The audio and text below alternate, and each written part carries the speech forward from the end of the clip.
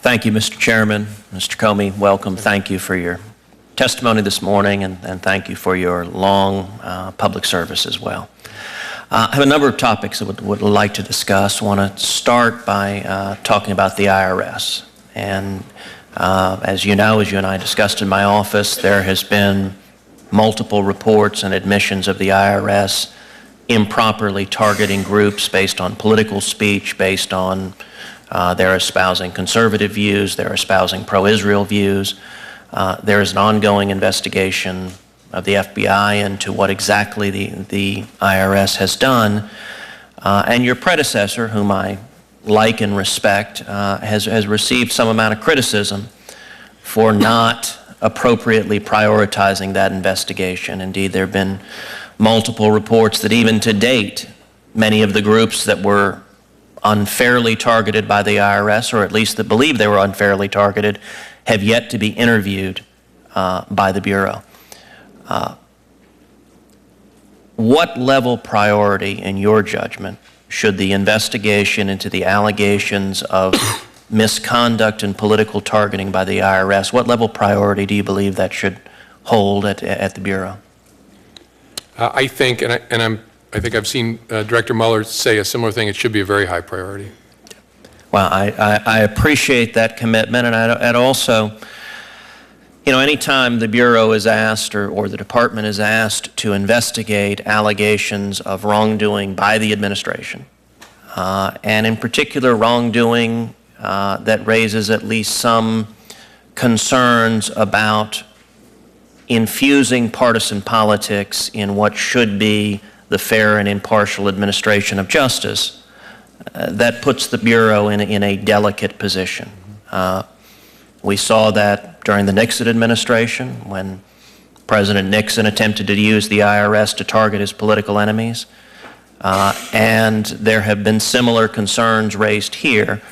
And can we have your commitment that this investigation, if you're confirmed, you will pursue every lead vigorously, regardless of the political consequences?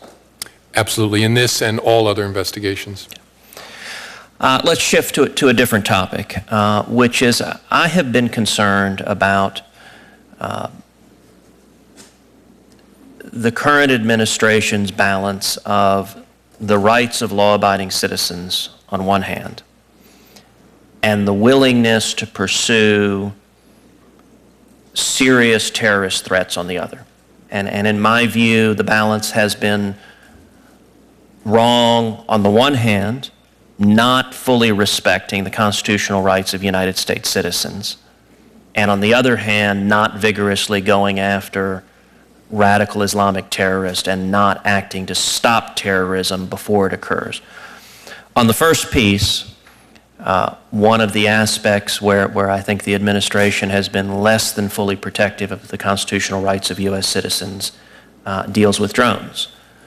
So I'd like to ask your view as a lawyer, which is, do you believe that the Constitution allows the United States government to use a drone to target with lethal force a U.S. citizen on U.S. soil if that individual does not pose an imminent threat?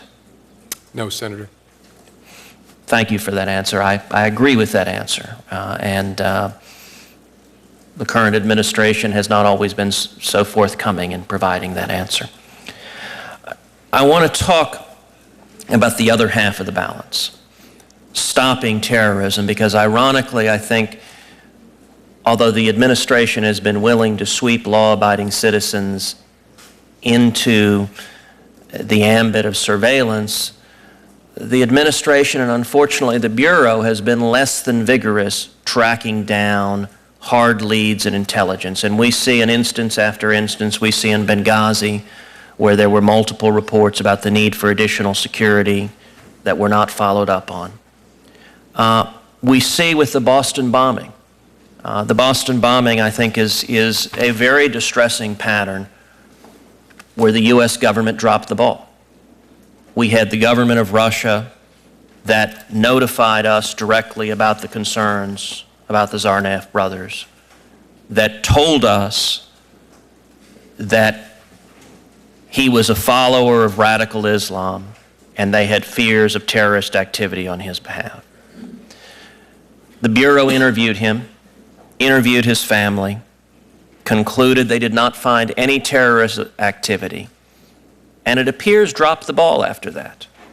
After that interview, we now know that he traveled to Chechnya without any apparent follow-up from the Bureau or other U.S. national securities. We know that in August 2012, he published a YouTube page with jihadist propaganda on it. And by all appearances, the Bureau missed that. Law enforcement missed that. We know he was also affiliated with Abdurrahman Alamoudi, who pleaded guilty to illegal transactions with the Libyan government and a role in a conspiracy to assassinate Saudi Crown Prince Abdullah. And yet it appears with all of these warning signs, the Bureau did not follow up on the credible information it had. And tragically, because the dots weren't connected, we saw a horrific bombing occur in Boston.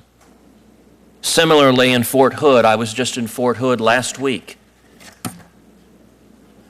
The murder that occurred there, the FBI was aware that Major Hassan had been emailing with al-Qaeda cleric Anwar al-Awlaki, asking about the permissibility of killing his fellow soldiers. The FBI was aware of that. Major Hassan had made a presentation espousing jihadist views, and yet it appears in both of those instances the Bureau dropped the ball. And I have a real concern that fears of political correctness are...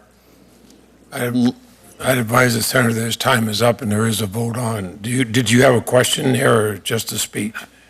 I did have a question, Mr. Chairman. I apologize for when you gavelled being a few seconds over. If I may ask the question, do you share the concerns about the Bureau being either unwilling or unable to connect those dots, and as a result to prevent terrorist attacks that have been carried out? I don't know enough from this vantage point, Senator, to comment on the particular cases. Obviously, I think it's always important to connect the dots as best you can, but I don't know enough to give you a responsible answer at this point. Do we have your commitment that you would not let political correctness impede efforts to connect the dots and to prevent terrorism? Certainly. Senator Franken.